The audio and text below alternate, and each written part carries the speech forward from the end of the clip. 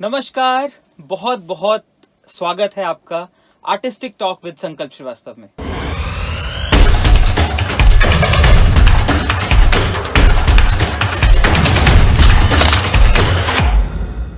तो जैसा कि आपको पता है कि आर्टिस्ट हमारे यहाँ आते हैं, हर बार कुछ कुछ हम नया लेकर आते हैं। आप हमें सपोर्ट भी कर रहे हैं, हमें बहुत अच्छा लग रहा है। और इसी तरीके से सपोर्ट हमें भी कीजिए और हमारे आर्टिस्ट को भी कीजिए, क्योंकि आज हमारे बीच में आई हैं रंजना वर्मा जी, जो कि हस्तकला की आप स्कल्पचर जिसे बोल सकते हैं उसकी महारथी हैं। साथ में फाइन आर्ट्स इनका दूसरा पैशन है। तो स्वागत करिए रंजना वर्मा जी का। नमस्कार। रंजना जी, आप इतने समय से इसी फील्ड में हैं, आपकी जर्नी कैसे स्टार्ट हुई? जर्नी की अगर मैं बताऊं तो फाइन आर्ट्स मेरा पैशन ज़रूर है और बचपन से मैं इसी के लिए मतलब ऐसा लगता है कि जैसे मेरी ज़िंदगी फाइन आर्ट्स शब्द तो हमें नहीं पता था, बट ड्राइंग, पेंटिंग, आर्ट, रंग जिसे कह सकते हैं, रंगों में मुझे बहुत ज़्यादा इंटरेस्ट था। मुझे किसी भी तरह का कोई भी फूल, पत्तियाँ, इन सब के रंग जैसे मैं देखती हूँ उनसे मैं बहुत अट्रैक्ट होती थी। तो बचपन से ही ये था कि जब भी कोई काम करूँ तो ड्राइंग और पेंटिंग करने का एक अलग से समय निकालने के लिए मैं एक तरह से कहना लड़ाई करती थी। मम्मी से कहती थी कि मम्मी मुझे थोड़ा सा वक्त दे दो, मैं सारे काम कर लूँगी, फिर मुझे 1 घंटा ड्राइंग करने देना। तो इस तरह से तो मेरी शुरुआत बचपन से ही। मुझे याद है जब मैं शायद क्लास 3 या 4 में पढ़ती होंगी, तो तब मैंने क्या किया था कि एक स्क्रॉल पेंटिंग, जैसे शायद आप पहले सुनते होंगे, तो जब वो पिक्चर कोई राजा महाराजा की पिक्चर देखी थी, तो वो शायद मेरा फर्स्ट वर्क था कि जब देखती थी कि राजा महाराजाओं को वो खोलकर ऐसे स्क्रॉल पेंटिंग दिखाते थे, तो उससे इम्प्रेस होके मैंने एक स्क्रॉल पेंटिंग बनाई थी, जिसे बाइस्कोप पेंटिंग भी कहते हैं। तो वो मेरा फर्स्ट एक जिसे कहते हैं ना मास्टरपीस था, जिसको दिखाने के लिए शायद मेरे मम्मी पापा ने पूरे मोहल्ले को बुलाया था कि ये इसने बनाया है। तो उसमें ऊपर से घुमाते थे और वो पिक्चर आती रहती थी, एक एक पेंटिंग जाती थी। तो जब वो एप्रिशिएशन मिला तो वहाँ से मेरे को लगा कि नहीं, सब तारीफ करते हैं और शायद तारीफ के लिए ही सब काम करते हैं। मेरे ख्याल से आर्ट तो ऐसा फील्ड है जिसमें प्रशंसा की बहुत ज्यादा जरूरत है। सही बात है, एप्रिसिएशन अगर मिलता है बिल्कुल तो हमेशा एक फुट आगे बढ़ जाते हैं। यस, बिल्कुल। तो बस ऐसे ही शुरुआत हुई और उसके बाद तो शायद मैं कभी रुकी भी नहीं और काम करती रही। हालांकि इतना पैशन होने के बाद भी मेरी इस फील्ड में कोई ऐसी पर्टिकुलर जिसे कह सकते हैं एजुकेशन, क्योंकि जब भी कोई मुझसे मिलता है वो ये कहता है कहाँ से पास आउट है, तो तब मैं ये कहती हूँ मैं कहीं से पास आउट नहीं हूँ, मैं सेल्फ मेड हूँ। जो भी करती हूँ खुद से करती हूँ, अपनी खुशी के लिए करती हूँ, अपने मन से करती हूँ।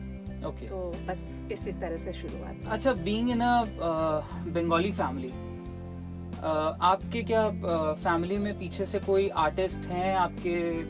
हाँ, ये आप कह सकते हैं, क्योंकि मेरी मम्मी को आर्ट में कोई इंटरेस्ट नहीं है, बट मेरे पापा बहुत अच्छे आर्टिस्ट थे। हालांकि उनका काम दूसरा था, लेकिन वो निटिंग, एम्ब्रॉयडरी, ड्राइंग, पेंटिंग, उनका भी मतलब एक तरह से एक हॉबी नहीं कह सकते, पैशन ही कह सकते हैं, वो था। तो शायद कहीं ना कहीं ब्लड में। और मेरी दादी, वो जो गांव की मिट्टी होती थी, तो मैं बचपन में उनको देखती थी। मेरी दादी क्या करती थी, छोटे छोटे मिट्टी के उन्होंने बड़े बड़े झाड़ फानूस बनाए थे उस दौरान। उस समय शायद कभी हमने नहीं देखे होंगे कि शैंडलियर किसे कहते हैं, बट जब उन्होंने बना के वो कच्ची छप्पर वाली मिट्टी के उस बांस के डंडे में जब उन्होंने टांगा था, तो वो एक ऐसा मास्टरपीस था जिसे देखकर मतलब सारे, वैसे गांव में लोक कला होती है तो, लेकिन उनका पीस यूनिक था। और फिर वो सिखाती थी और मैं बहुत छोटी थी तब, तो शायद नहीं अच्छा। वो तो शौक किया, मतलब करते थे। वैसे मेरी दादी एक तरह से कह सकते हैं डायनामिक लेडी थी। उन्हें शादी ब्याह का खाना बनाने से लेकर और इस तरह का वर्क, फिशिंग भी करने, मतलब मैं उनके साथ बचपन में फिशिंग भी करने गई हूँ। तो बचपन में शायद कोई काम ऐसा हो जो मैंने कभी ना किया हो, तो शायद वो मिट्टी वाली कला उन्हीं से मैंने सीखी थी। ओके। अच्छा, आप जैसा आपने बताया कि कोई ऐसा पढ़ाई या इंस्टीट्यूशन में आपने ऐसी शिक्षा नहीं ली जितना आपने खुद से करते करते सीखा। क्या आपको लगता है कि हर एक का यही पैटर्न होना चाहिए कि खुद से ही वो सीखे? मुझे ऐसा लगता है कि ये जो आर्ट है या जो ये कला है, ये आप किसी को सिखा नहीं सकते। ये कहीं ना कहीं इनबॉर्न टैलेंट होता है, बस उसका रूप अलग हो सकता है, उसका तरीका अलग हो सकता है। अगर एक बच्चा लाइन ड्राइंग से ही शुरू करता है और वो लाइन के थ्रू ही पता नहीं क्या करता है, कहीं कहीं आपने देखा होगा बच्चे डॉट पेंटिंग करते हैं तो डॉट से ही पता नहीं क्या क्या कमाल करते हैं। तो मेरा ये मानना है कि जो इनबॉर्न टैलेंट होता है वो बच्चा खुद से सीखता है और खुद से डेवलप करता है, तो ये सिखाया नहीं जा सकता। मुझे कहीं ना कहीं ऐसा फील होता है। ओके। तो जब आपकी जर्नी स्टार्ट हुई, मतलब पहले तो एक तरीके से इंटरेस्ट डेवलप हुआ, सब लोगों ने अप्रिशिएट किया, तो वो और उसने बड़ा रूप लिया, फिर आपका पैशन बना, अब आपका प्रोफेशन है। अब आप मेरा प्रोफेशन है, राइट। तो ये जो पूरी जर्नी रही है आपकी, मतलब पूरा स्टार्टिंग से लेकर अभी तक का, इसके अंदर कौन कौन से ऐसे बैरियर्स आए जिसकी वजह से आपको प्रॉब्लम कुछ हुई हो इसी आर्टिस्टिक फील्ड में ही, कि कभी हो सकता है कि फाइनेंशियल उसमें ड्रॉबैक रहा कि स्टार्टिंग में ज़्यादा ग्रो नहीं कर पाए, बाद में ग्रो करने का मौका मिला, तो कुछ ऐसे बैरियर्स भी आए आपके बीच में? नहीं, एक्चुअली मैं ये कह सकती हूँ कि जो ये प्रोफेशन, मैं जिस प्रोफेशन में अब आई हूँ, यानी कि फाइन आर्ट के, जो मेरा बचपन का पैशन था, तो अब मैं ये कह सकती हूँ कि मेरा पैशन मेरा प्रोफेशन है।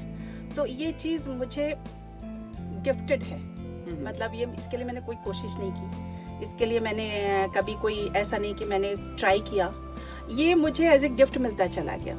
शायद कहीं ना कहीं आपको आपके लिए तैयार रखती है प्रकृति, या ये कह लो कि जैसे कहते हैं नियति, वो भी कह सकते हैं। तो ये कहीं ना कहीं प्लानिंग करती है कि भाई इसके अंदर ये टैलेंट है, चलो इसको ये दे देते हैं, खुश हो जाएगी शायद। तो ये मुझे एज ए गिफ्ट के तौर पर मिला। तो इसके लिए अगर मैं ये कहूँ कि मुझे कोई बैरियर नहीं, मुझे फैमिली का बहुत सपोर्ट मिला। तो आज भी मैं जब सब कुछ फैला लेती हूँ, एक तरह से जब कोई काम करती हूँ तो मेरा पूरा घर फैल जाता है, और वो पूरा घर फैलाना शायद सबको मंजूर ना हो, बट मुझे वो इसलिए कहती हूँ कि बैरियर तो बिल्कुल नहीं है। मैं जब जो करना चाहती हूँ मैं वो करती हूँ, और उसके लिए मुझे पूरा सपोर्ट मिलता है। फाइनेंशियल की बात ये है कि मैं इसके लिए कभी सोचती नहीं हूँ, मुझे जो चाहिए वो चाहिए, तो कितने भी महंगे कलर्स हो, चाहिए ये करना है तो वो मैं लेकर आती हूँ। हाँ, उसका हर्जाना कहीं और से मैं उसको कोप अप कर लेती हूँ कि चलो ये नहीं तो ये। लोगों को हो सकता है और चीज़ों में खर्च करने का ज़्यादा शौक होता है, कि कोई कपड़ों पे खर्च करता है, कोई ज्वेलरी पे खर्च करता है, मैं रंगों में खर्च करती हूँ। नहीं, बिल्कुल, वो एक्चुअली रंग ही आपका गहना है। या बिल्कुल ऐसा कह सकते हैं। तो अभी आप टीचिंग लाइन में हैं, आप हर वर्ग के बच्चों को टीच करती हैं, तो क्या आपको ऐसा लगता है कि टीचिंग जो है वो ज़्यादा आपके क्लोज है और एज एन आर्टिस्ट अपने आप को दिखाना अलग है? जहाँ तक अगर एज एन आर्टिस्ट अपने आप को देखने की, देखो आर्टिस्ट जो होता है, वैसे मैं अपने आप को आर्टिस्ट नहीं मानती, पहली बात तो ये। मुझे नहीं पता आर्टिस्ट की परिभाषा क्या होती है। मुझे ये लगता है कि जो मुझे अच्छा लगता है वो मैं करती हूँ। मुझे रंगों से खेलना अच्छा लगता है, मुझे इसी दुनिया में रहना अच्छा लगता है, तो वो मैं करती हूँ। आर्टिस्ट में कहाँ तक हूँ इसके बारे में मुझे बिल्कुल भी, मतलब रत्ती भर भी ये नहीं लगता है कि मैं कैसे बोलूँ कि अपने आप को आर्टिस्ट हूँ। और दूसरी बात यह है कि बच्चों के साथ रहना एक अलग बात है। मतलब उसके साथ जब आप रहते हो, उनकी प्यारी प्यारी सी बातें होती है, वो ऐसे ऐसे सवाल पूछते हैं, वो खासकर जब इससे रिलेटेड क्वेरी होती है तो उसका फन अलग है। तो मैं दोनों में कंपेयर नहीं कर सकती कि जब मैं अपनी दुनिया में होती हूँ तो ज़्यादा खुश होती हूँ, कि मैं जब बच्चों की दुनिया में उनके साथ इसके साथ करती हूँ तब ज़्यादा खुश होती हूँ। तो दोनों का कंपैरिजन नहीं है, दोनों अपनी अपनी जगह पर। अच्छा, तो आप पढ़ाते हुए, मतलब अभी पढ़ा रही हैं आप, वो पढ़ाते हुए क्या आप अपने जो एज एन आर्टिस्ट अपने आप को आप रिप्रेजेंट कर रही हैं मार्केट में, वो आप कर पाती हैं इजीली? थोड़ा मुश्किल तो होता है। जैसे कई बार अब प्रोफेशन में है कि उसकी अपनी एक बाउंड्रीज होती है, हमको जब जो चीज़ चाहिए होती है उस तरीके से हमको वो मिलता नहीं है। आप रिसोर्सेज कह लो या और चीज़ें कह लो, तो हम उसमें शॉर्टकट्स ढूंढते हैं। तो जब शॉर्टकट्स ढूंढते हैं तो थोड़ा सा कॉम्प्रोमाइज़ तो करना पड़ता है। तो थोड़ा सा उसमें फ़र्क आ जाता है करने में। तो उस तरह से आर्टिस्टिक वे में हाँ, मतलब जैसे हम इंडियंस जुगाड़ू में बहुत उस्ताद हैं, तो काम अच्छा हो जाता है। लेकिन यह है कि हाँ, शायद एक उसमें कहें कि चीज़ें जैसे होनी चाहिए वैसे नहीं होती है, हमें दूसरे मतलब और डिफ़िकल्ट सिचुएशन में डाल दिया जाता है।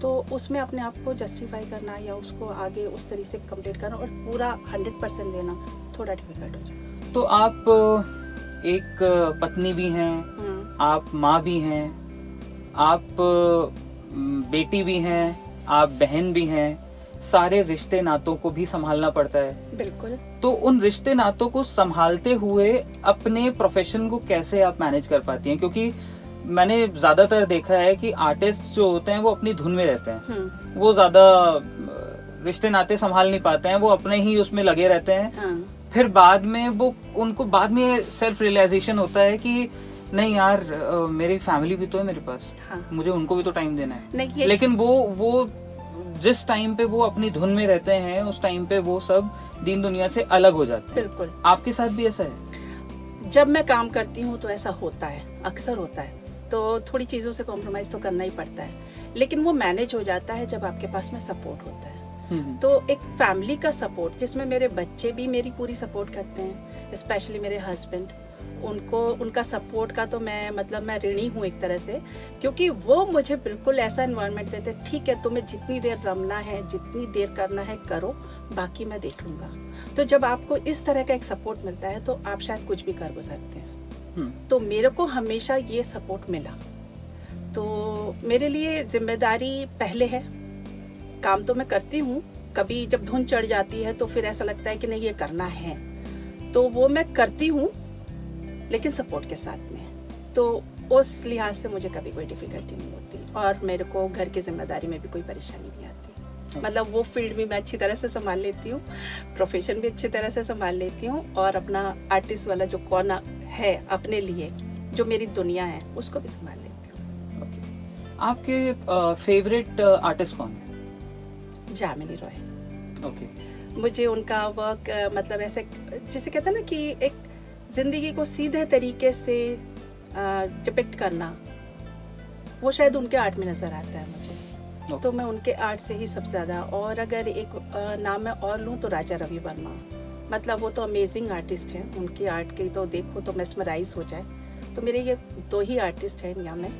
और बाहर के आर्टिस्टों के बारे में जैसे मैंने कहा ना, मैंने ज़्यादा यूनिवर्सिटी से एजुकेशन तो ली नहीं, तो बहुत ज़्यादा इस बारे में बस जो पसंद आता है उनको देखती हूँ, बट फॉलो मैं किसी को नहीं करती हूँ। तो ये राजा रवि वर्मा हो गए, जामिनी रॉय हो गए, इन लोगों का क्या आपके आर्ट में भी इन्फ्लुएंस नजर आता है? हाँ, मैं वही कह रही हूँ कि मेरा आर्ट, मतलब मैं कह रही हूँ ना, मैं आर्टिस्ट नहीं हूँ, तो मैं तो जो भी चीज़ अच्छी लगती है मैं उसको करती हूँ। अब वो इन्फ्लुएंस्ड है, प्रकृति भी इन्फ्लुएंस करती है आपको, और आपका आसपास का एनवायरनमेंट भी इन्फ्लुएंस करता है। आर्टिस्ट भी करते हैं, हम उनके रंगों को देखते हैं, उनके स्ट्रोक्स देखते हैं, उनके काम करने का तरीका देखते हैं, तो वो तो आ जाता है काम में। क्योंकि आजकल की जो जनरेशन है या आजकल का जो समय है, क्योंकि मेरा ये मानना है कि आर्ट अपने पीक पर पहुंच चुका था बहुत पहले। जो आज का कंटेम्प्रेरी आर्ट है वो सिर्फ उन आर्टिस्टों की कॉपी कर रहा है या फिर उनको फॉलो कर रहा है, तो इन्फ्लुएंस तो है। अच्छा, मैं जैसा कि देखता हूँ आजकल जितने भी आर्टिस्ट्स हैं वो इस भौतिक समाज में इतनी भौतिकता से अपने आर्ट को पेश करने लगे हैं कि हमारा फोक आर्ट पीछे छुपने लग गया है। हाँ। तो वो फोक आर्ट आपको क्या लगता है कि हम अपने फोक आर्ट को सामने लेकर आ सकते हैं, लेकर आना चाहिए हमें, क्योंकि वो एक तरीके से वो हमारी धरोहर है। बिल्कुल। तो अगर फोक आर्ट मान लिया हमारी लुप्त हो जाती है तो वो हमारे लिए शर्मिंदगी की बात होगी। बिल्कुल। तो क्या हम ऐसा करें कि अपनी फोक आर्ट को वापस से लेकर आएं? अगर मैं अपने विचार से कहूँ तो मुझे लगता है कि जो हमारा इंस्टीट्यूशन है यानी कि स्कूल, उसमें एक बचपन यानी कि ग्रेड लेवल 1 से हम अपनी जो लोक कला है उनको अगर बचपन से उनको दिखाएं, उनकी प्रैक्टिस कराएं, उनको सिखाएं, उसकी इम्पोर्टेंस बताएं, क्योंकि जितनी भी लोक कला है वो कहीं ना कहीं प्रकृति के साथ ही जुड़ी हुई है, राइट। और वो सारे लोग किसी को कॉपी नहीं करते, वो सिर्फ प्रकृति को देखते हैं, वो पहाड़ों को देखते हैं, वो पत्तियों को देखते हैं, पेड़ों को देखते हैं और अपनी रोज़मर्रा की दिनचर्या देखते हैं, ठीक है ना। तो मुझे लगता है कि उस चीज़ को उनको दिखाना बहुत ज़रूरी है। तो बचपन से ही अगर उनको एक जैसे जैसे उनकी उम्र बढ़ती है, क्योंकि हमारी जो लोक कला है उसमें भी एक सिंपल आर्ट फॉर्म से लेकर एक सिंपल मतलब ट्रायंगल फिगर जैसे वाली आर्ट है उससे लेकर और कलमकारी और तंजौर तक की हमारी कला है। तो मुझे ऐसा लगता है कि उनको एक बचपन से जिस लेवल से स्टार्ट करें, अगर उनको दिखाए, उनको बताए, उनकी जो वहाँ का एनवायरनमेंट है उसके बारे में बताए तो और सिखाएं उस तरह से थोड़ा सा कुछ बेसिक्स।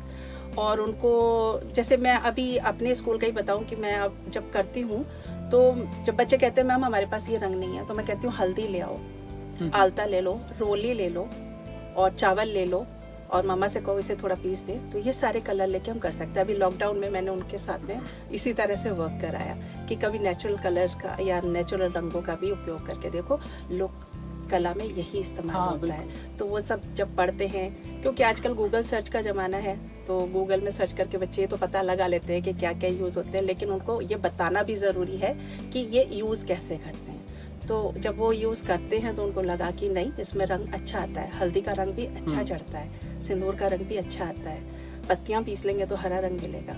तो लोक कला को हम इसी तरह से डेवलप कर सकते हैं। हर समय ज़रूरी नहीं है कि हम बच्चों से कहें कि नहीं बाजार जाओ रंग लेकर आओ, ऐसे करो ऐसे करो। तो इस तरह से अगर हम बचपन से एक बताए तो वो शायद कहीं ना कहीं कनेक्टेड रहेंगे उनसे। अच्छा, मैंने देखा है कि आप बच्चों की तो बात कर रही हैं, लेकिन यूजुअली जो टीचर्स हैं जो कई अरसे से टीचिंग कर रहे हैं, उनको खुद ही फोक आर्ट फॉर्म जो है वो सारे नहीं पता, उनको पता ही नहीं है कि कौन सी फोक आर्ट फॉर्म कहाँ की है, कैसे निकली, क्या हुआ, उनको खुद ही कुछ नहीं पता है। क्या एक कुछ ऐसा नहीं चलाना चाहिए मुहिम कि जिससे टीचर्स पहले खुद जाने और वो एक लेसन प्लान टाइप को बनाए कि फोक आर्ट को वो आगे लेकर आए? बिल्कुल, मैं यही तो अभी आपसे बता रही कि जो हम चीज़ें बचपन से अगर शुरू करें तो एक प्लान इस तरह से करें कि अच्छा इस लेवल के लिए हम ये आर्ट वर्क ले सकते हैं, इस तरह की फोक आर्ट ले सकते हैं, उससे लेवल ऊपर जाए तो इस तरह का फोक आर्ट ले सकते हैं।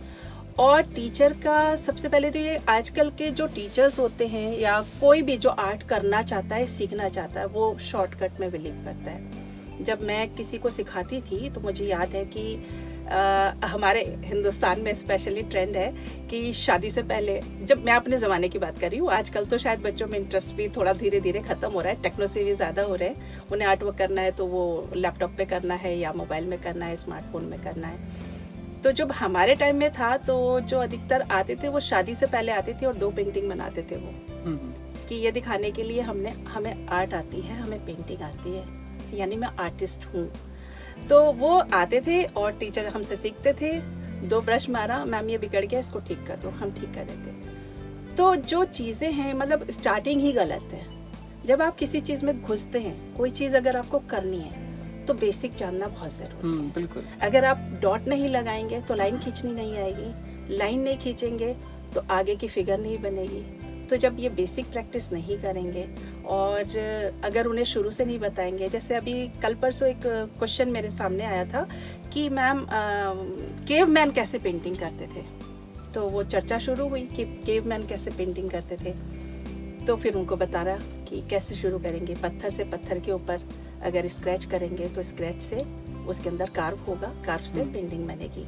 और जब वो हंटिंग करने जाते थे तो जब जंगल की जली हुई लकड़ियाँ होती थी, जिसे आजकल हम चारकोल के नाम से जानते हैं, जब उसे उन्होंने ऐसे खुरच के देखा तो उन्हें लगा कि ये काला काला कुछ छोड़ता है, तो उन्होंने दीवारों पर, जैसे आदत होती है, आजकल भी हम लोग बच्चों को देखते हैं कि वो पेंसिल उठाते हैं तो सीधे दीवार पर ड्राइंग शुरू कर देते हैं। तो वही तब भी थी, क्योंकि जो अंदर की जो चीज़ें होती हैं वो कभी नहीं बदलती हैं। तो इस तरह से केव पेंटिंग शुरू हुई। तो वही कि बेसिक, तो अगर बेसिक नहीं जानेंगे तो हम किसी चीज़ को नहीं जान पाएंगे। तो सबसे पहले बेसिक जानना ज़रूरी है और बेसिक में ही हमारी लोक कला भी आती है। तो मेरे ख्याल से उस जगह पर जाया जाए, लोक कलाकारों से मिला जाए, जो लोग करते हैं उनसे मिला जाए, उनका देखा जाए, या अगर ऐसे भी नहीं हो तो कम से कम उनकी चीज़ों के बारे में स्टडी तो कर सकते हैं, सब अवेलेबल है, स्टडी करेंगे तो पता चलेगा। बिल्कुल। तो अपने आप को तो अपडेट करना बहुत ज़रूरी है, अपने आप को अपडेट भी करना है और अपनी हिस्ट्री के बारे में भी जानना भी है, क्योंकि लोग हिस्ट्री नहीं पढ़ते, लोग हिस्ट्री में थोड़ा Interest रुचि नहीं होती है कि वो सोचते हैं अरे हिस्ट्री का क्या करना, अभी जो चल रहा है वो करते हैं। बिल्कुल। और मेरे हिसाब से अगर आज के टाइम में एक दौर निकल चुका है तो वो वाला दौर दोबारा वापस आएगा।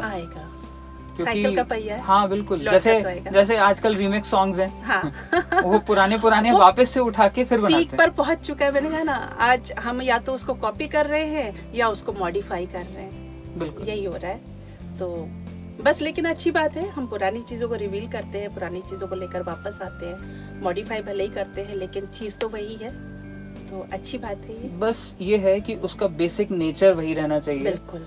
अगर आप मॉडिफाई कर भी रहे हैं बेसिक तो नहीं बदलना चाहिए। ऐसा नहीं होना चाहिए कि उसका आत्मा ही आपने बदल डाली। हाँ। तो आप जो अभी अपकमिंग लोग हैं, आप उनको क्या आगे सुझाव देना चाहती हैं जो इस फील्ड में आना चाहते हैं? इस फील्ड में आना चाहते हैं तो सबसे बड़ी बात यह है कि किसी भी फील्ड को ये मानिए कि आर्ट को आप ये मत सोचिए कि आर्ट कोई फील्ड है। नंबर 1 तो आर्ट आपके अंदर है, अगर आपके अंदर आर्ट नहीं है तो कुछ भी नहीं है। तो अगर आर्ट को आप अपना प्रोफेशन, अगर फील्ड अगर ये मान के चल रहे हैं कि प्रोफेशन बनाना चाहते हैं, तो फिर वही बात आती है कि आप सबसे पहले बेसिक जानना ज़रूरी है। अगर आप इनबॉर्न टैलेंट है तो कोई बात नहीं, आप उसको मांझ घिस कर चमका सकते हैं, लेकिन अगर फिर भी सीख कर आना चाहते हैं तो बेसिक आना बहुत ज़रूरी है। तो बेसिक जानिए और फिर आगे बढ़िए। ABCD सीखने के लिए, सेंटेंस बनाने के लिए ए सीखना पड़ेगा, तो पहले ए सीखिए। बिल्कुल बिल्कुल सही बात बोली रंजना जी ने, क्योंकि आप अगर शुरुआत सही नहीं करेंगे तो आप उसका अंजाम सही नहीं दे पाएंगे। तो आपने समझा रंजना जी से, थैंक यू रंजना जी, बहुत बहुत अच्छा लगा हमें। मेरी खुशी आप यहाँ आई और हमारे जितने भी दर्शक हैं, जितने हमारे यूथ टैलेंट्स आगे निकल के आएंगे, उनको आपने इतना बढ़िया एक सुझाव भी दिया और शिक्षा भी दी। तो ये था हमारा आर्टिस्टिक टॉक, रंजना जी जिसमें हमारे साथ थी। तो ऐसे ही आर्टिस्टिक टॉक आगे चलते रहेंगे। आपको कैसा लगा हमें जरूर बताइए। और एक इम्पॉर्टेंट चीज, रंजना जी से आप जुड़ सकते हैं, इंस्टाग्राम पे भी हैं ये फेसबुक पे भी हैं। आपको अगर कोई भी सवाल पूछना हो, आप डायरेक्ट इनको मैसेज कर सकते हैं, ये आपके मैसेजेस का रिप्लाई देंगी ना? बिल्कुल देंगी। तो ये देंगी, आप अपने क्वेश्चंस तैयार रखिए, इनको पूछिए, इनको फॉलो करिए, हमें भी फॉलो करिए, हमें भी लाइक करिए, कमेंट करिए और साथ दीजिए हमारा कि हम आपके लिए ढेरों चीजें लाएं और ऐसे ही हम लोग उत्साह के साथ में काम करते रहें। तो हमें दीजिए इजाजत, मिलते हैं अगले एपिसोड में एक नए नगीने के साथ। Thank you. ये था आपका आर्टिस्टिक टॉक विद संकल्प श्रीवास्तव।